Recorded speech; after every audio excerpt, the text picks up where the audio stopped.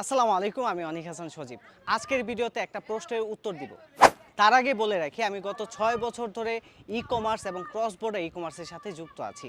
আর সেই সুবাদে আমার অসংখ্য উদ্যোক্তাদের সাথে কথা বলার সুযোগ তৈরি হয়েছে। এবং কথা বলার সময় তারা একটা পেইন পয়েন্ট আমাকে সবসময় শেয়ার করে। আর সেটা হচ্ছে যে ভাই, আমার সার্ভিস অনেক ভালো, বাট মার্কেটে সেল জেনারেট করতে অনেক বেশি স্ট্রাগল করা লাগছে। কিন্তু অনেকের অ্যাভারেজ সার্ভিস নিয়েও তারা অনেক বেশি সেল জেনারেট করছে। এটা কেন?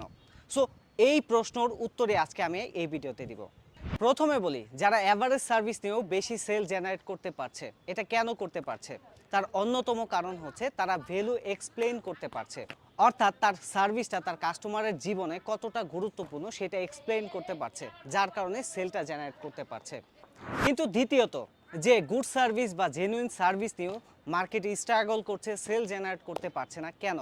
তার অন্যতম কারণ হচ্ছে যে সে কাস্টমারকে বোঝাতে পারছে না যে তার প্রোডাক্টটা বা তার সার্ভিসটা কাস্টমারের লাইফে কতটা ইম্প্যাক্টফুল বা কতটা রেজাল্ট ক্রিয়েট করবে। এই জিনিসটা এক্সপ্লেইন করতে পারছে না। আপনার সার্ভিস যতই ভালো হোক না কেন, আপনি যদি আপনার কাস্টমারদেরকে এটাই এক্সপ্লেইন করতে না পারেন, তাহলে আপনার সার্ভিসের কোয়ালিটি ভালো হয়ে কোনো কাজে আসবে না। তাহলে এটার সলিউশন কি?